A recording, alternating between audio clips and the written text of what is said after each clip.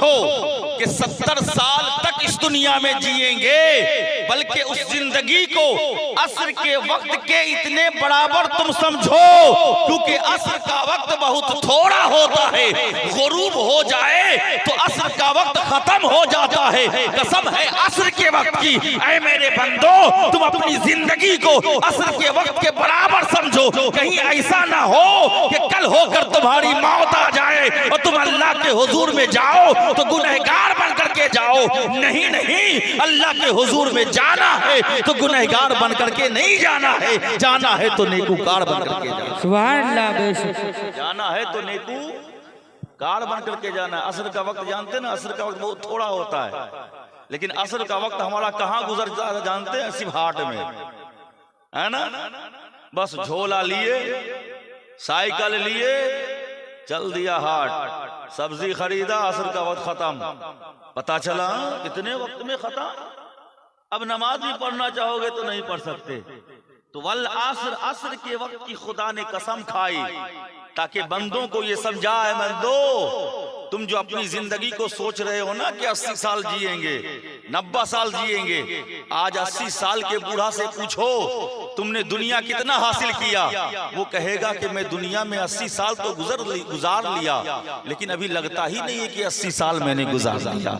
अभी तो लग रहा है कि थोड़ी सी जिंदगी ही गुजरी है। तो बंदे को खुदा ये बताना चाह रहा है, ऐ मेरे बंदे तुम्हारी लाइफ और जिंदगी बहुत थोड़ी सी है।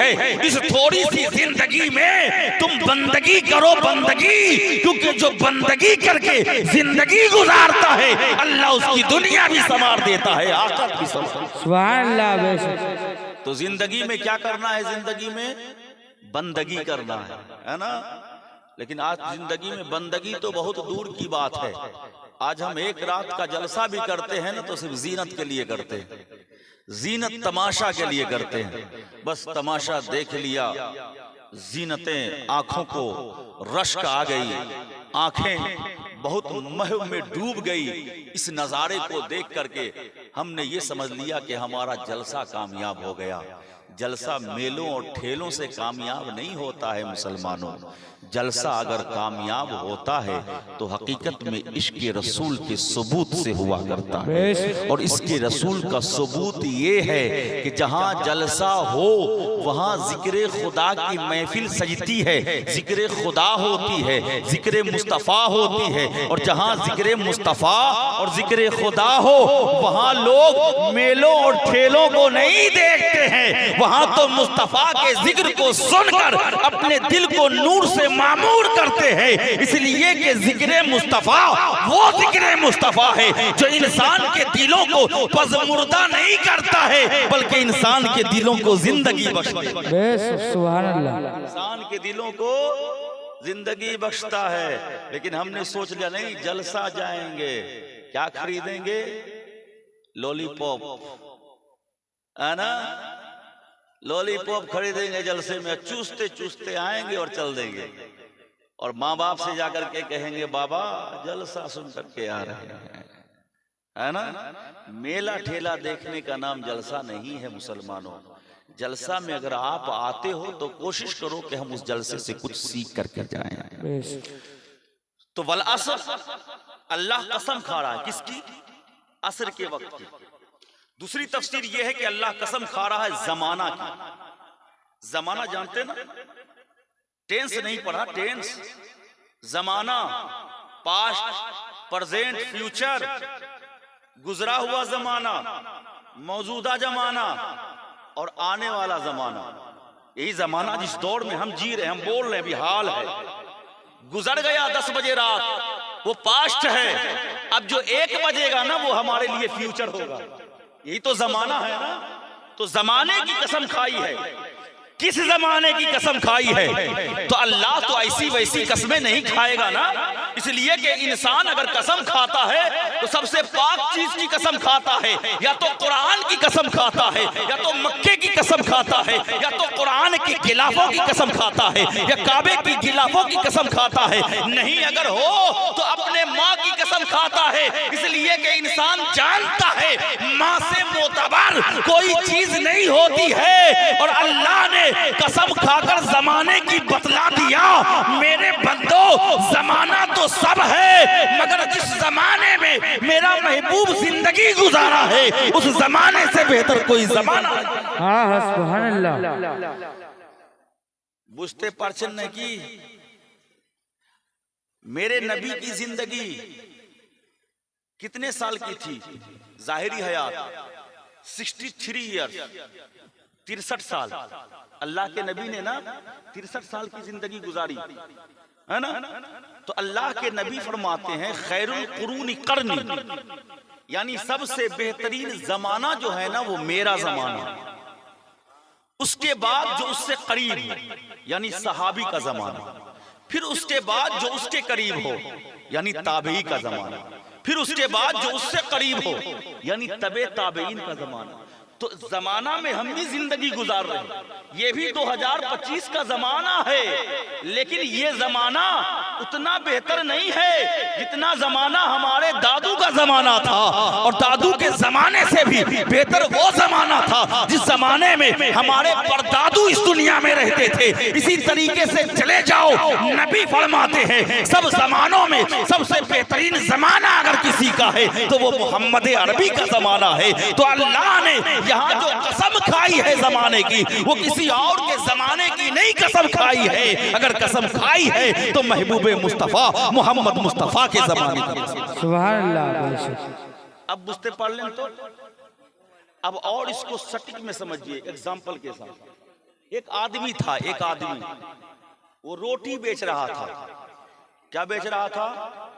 रोटी, है ना, चावल नहीं, रोटी बेच रहा था। रोटी दो किस्म की होती है, एक ताजी रोटी, एक बासी रोटी।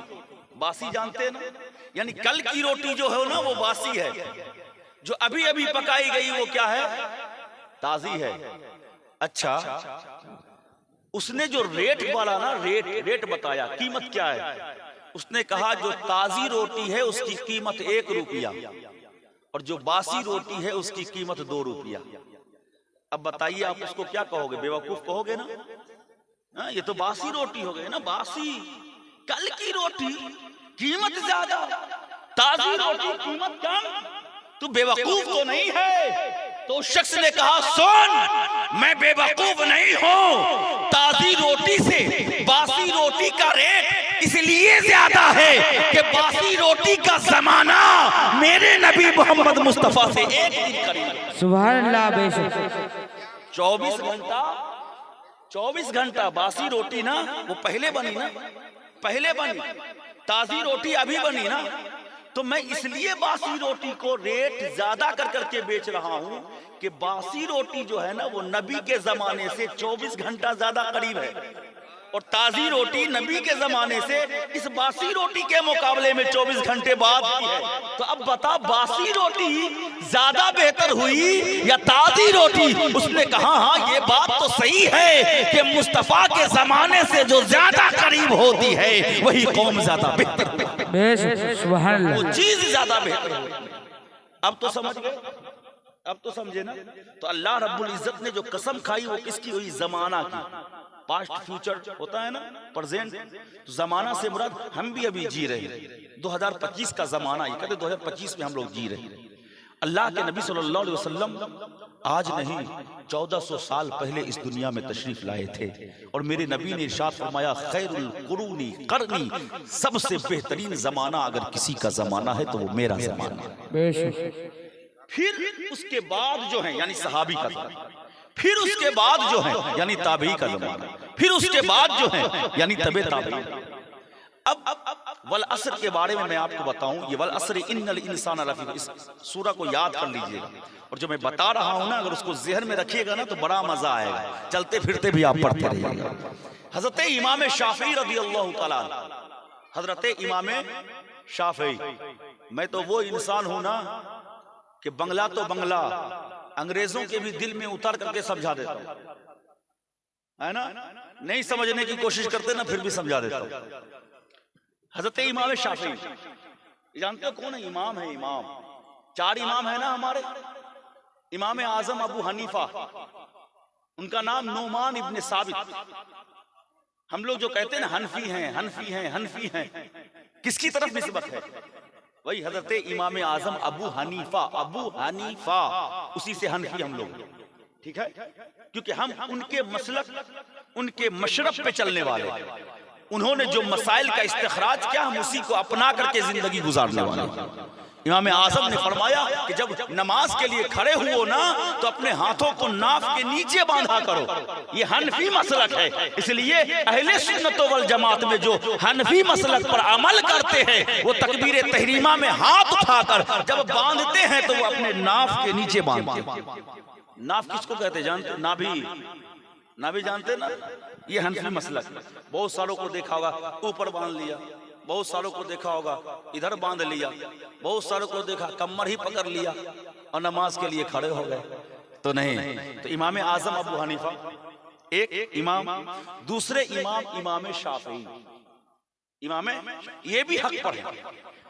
आप अगर केरला चले जाओ, केरला, केरला जानते हो? अगर केरल चले जाओ ना तो केरला में आपको हनफी नहीं मिलेगा, अगर मिलेंगे भी तो बहुत कम मिलेंगे। केरला में अक्सर मुसलमानों की तादाद जो है ना वो शाफी की, वो इमाम शाफी के मानने वाले, इमाम शाफी को फॉलो करते हैं। वो दूसरे इमाम हो गए। और तीसरे इमाम इमाम मालिक, नीचे इमाम मालिक, और चौथे इमाम इमाम अहमद बिन हम्बल। ये चारों इमाम हक पर है। आप जिस इमाम को भी फॉलो करोगे आप हक पर रहोगे, हिदायत याफ्ता होगे, जिसको भी फॉलो करोगे। लेकिन हाँ, जिसको फॉलो करोगे हर मसले में उन्हीं को फॉलो करना पड़ेगा। ये नहीं कि देखा इमाम आजम का ये मसला आसान है तो जल्दी कर लिया, और देखा ये मसले में थोड़ा सा हार्ड लग रहा था छोड़ दिया, अब इमाम शाफी की तरफ चल दिया। ये नहीं करना। ये 4 जो मसलक है ना, जो मुज्तहिद हैं, चारों मुज्तहिद बरहक हैं। हनफी इमाम आजम के मानने वाले हैं, शाफई इमाम शाफई के मानने वाले हैं, मालिकी इमाम मालिक के मानने वाले हैं, हम्बली इमाम अहमद बिन हम्बल के मानने वाले हैं। सुभान अल्लाह, है ना। तो इमाम शाफी फरमाते, इमाम शाफी फरमाते कि अगर अल्लाह रब्बुल इज्जत, कुरान कितना पढ़ा है? 30 पढ़ा है ना, 30 पढ़ा कुरान। इमाम शाफी फरमाते हैं कि अगर अल्लाह रब्बुल इज्जत सिर्फ वल असरी इन्नल इंसाना लफी खुस्र, इसी सूरह को सिर्फ कुरान में रख देता, सिर्फ इसी सूरह को, और कुरान में कुछ ना होता, कुछ भी ना होता, सिर्फ यही सूरह होती, तो इंसान के इस्लाह के लिए यही कामिल हो जाता। इंसान के इस्लाह के लिए, उसके सुधार के लिए यही एक सूरा ना बहुत हो जाता। अगर अल्लाह रब्बुल इज्जत 30 पारों में से सबको निकाल देता, सिर्फ वल असरी इन्नल इंसाना लफी खुस्र, ये पूरी सूरा सिर्फ कुरान में दे देता ना, नाजिल फरमा देता, तो ये कुरान मुकम्मल हो जाता। ये इमाम शाफी फरमाते। अब सुने ये वल असर के बारे में कि इतनी कितनी शान है। जब सहाबा आपस में मिला करते थे, सहाबा ना जब आपस में मिला करते थे तो मिलने के बाद जब जुदा होते थे, अलग होते थे, तो आप एक दूसरे को वल असरी इन्नल इंसाना लफी खुस्र की तिलावत कर करके सुनाया करते थे। वल असरी इन्नल इंसाना लफी खुस्र की तिलावत करके सुनाया करते थे, समझे? वल असरी इन्नल इंसाना लफी खुस्र की तिलावत कर करके तब दोनों सहाबी अलग होते थे। पहले गोलपो करते, सलाम करते, सलाम के बाद गोलपो करते, कलाम करते, फिर जब दोनों अलग अलग होते ना तो अलग होते वक्त में ये सूरा को पढ़ कर करके दोनों अलग अलग हो जाया करते। ये है वल असरी इन्नल इंसाना लफी खुस्र की शान मुसलमान। अब मैं जो आपको बता रहा हूं, अल्लाह कसम खा करके क्या कह रहा है? कह रहा है इन्नल इंसान लफी खुस्र, बेशक इंसान यकीनी तौर पर खसारे में, बेशक इंसान यकीनी तौर पर खसारे में। आप लोग बैठे रहिएगा, मेरी तकरीर जब तक हो ना इंशाल्लाह बैठे रहिएगा, पैसा आ जाएगा, दिक्कत मत कीजिए, बैठ करके सुनिए। अगर देने की चाहत हो इस जेब से निकालिए, इस जेब में रख लीजिए, ठीक है। जब सलातो सलाम हो उसके बाद आइए स्टेज पर, ठीक। अल्लाह कसम खा करके क्या कह रहा जानते? इन्नल इंसान लफी खुस्र, इंसान जो है ना वो खसारे में है, घाटे में है। फिर कहा इल्लल लदीना आमनू, मगर वो खसारे में नहीं है जिन लोगों ने ईमान लाया, व आमिलुस सालिहात, और वो लोग खसारे में नहीं है जिन लोगों ने अच्छे अमल किए, व तवासौ बिल हक, और वो लोग खसारे में नहीं है जिन लोगों ने ईमान और आमाल की दावत दी, व तवासौ बिस्सब्र, और वो लोग खसारे में नहीं है जिनके कदम शरीयत मुस्तफा पर जम, वो लोग खसारे में। सबसे पहले अल्लाह कसम खाकर कह रहा इन्नल इंसान लफी खुस्र, इंसान खसारे में। आप कहोगे नहीं मेरे पास 10 बीघा जमीन है, कैसे खसारे में? 10 तोला सोना है मेरे पास, कहां खसारे में? 5 मंजिल मकान है, कहां खसारे में? हर साल 5 लाख कमाते हैं, कहां खसारे में? मुसलमानों, तुम दुनिया की तरक्की देखते हो, अल्लाह वाले मोमिन दुनिया की तरक्की नहीं देखते, इसलिए कि दुनिया की तरक्की नहीं होती है। असल तरक्की तो वो है कि कब्र में जाए तो कब्र मनव्वर हो जाए, आखिरत में जाए तो मुस्तफा के सदके में जन्नत। हकीकत में ये तरक्की है। ये मत समझना कि माल है हमारे पास तो हम कामयाब है, माल का होना कामयाबी नहीं है। ये मत समझना कि जमीन हमारे पास 20 बीघा है तो हम कामयाब हैं, जमीन का होना ये कामयाबी की दलील नहीं है। आप ये मत समझना कि मकान हमारे पास ऊंची आलीशान है तो हमारे पास जो मकान इतनी ऊंची आलीशान है तो हम कामयाब हैं। ये मत समझना कि हमारे बेटे लाख रुपया सैलरी पाते हैं तो हम कामयाब, हमारे बेटे कामयाब हैं। ये दौलत मालो मता कामयाबी की दलील नहीं है। अगर कामयाबी की दलील है मुसलमानों तो वो अच्छा ईमान है, बेहतरीन ईमान है, मजबूत ईमान है, अमले सालेहात है, साले अमल की तरफ दावत देना है, ईमान की तरफ बुलाना है और ईमान की तरफ बुलाकर खुद भी ईमान पर मजबूती के साथ कायम रहना है और अपने घर वालों को भी उस पर कायम रखना है। सुभान अल्लाह, सुभान अल्लाह। ये असल में क्या है? तरक्की है, तरक्की। वल अस्र इन्नल इंसान लफी खुस्र, यकीनन इंसान घाटे में है। इल्लल्लज़ीना आमनू, मगर वो लोग जो ईमान ले आए, ईमान वाले हैं, ईमान वाले घाटे में नहीं हैं। अब आप समझिए ईमान वाला कौन?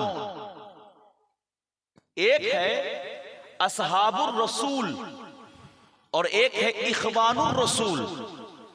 असहाबुर रसूल का माना वो जो सहाबिये रसूल हैं, यानी वो जिन्होंने अपने चौके मुबारक से, अपने आंखें मुबारक से, अपने आईने मुबारक से हम सब के नबी, प्यारे नबी मोहम्मद मुस्तफ़ा के जलवे को देखा हो। वो कौन है? असहाबुर रसूल, जिन्होंने अपने आंख से मुस्तफ़ा का दीदार किया हो। और एक है इखवानुर रसूल, यानी इखवान ये अख से है। अख का माना होता है भाई, अख का माना होता है भाई। मैं आपके सामने एक हदीस सुनाता हूं। अल्लाह के रसूल सल्लल्लाहु ताला अलैहि वसल्लम एक कब्रिस्तान को गए। कहां गए? कब्रिस्तान को गए। कब्रिस्तान को गए ना तो अल्लाह के रसूल सल्लल्लाहु अलैहि वसल्लम ने फरमाया, आपके साथ सहाबी भी थे,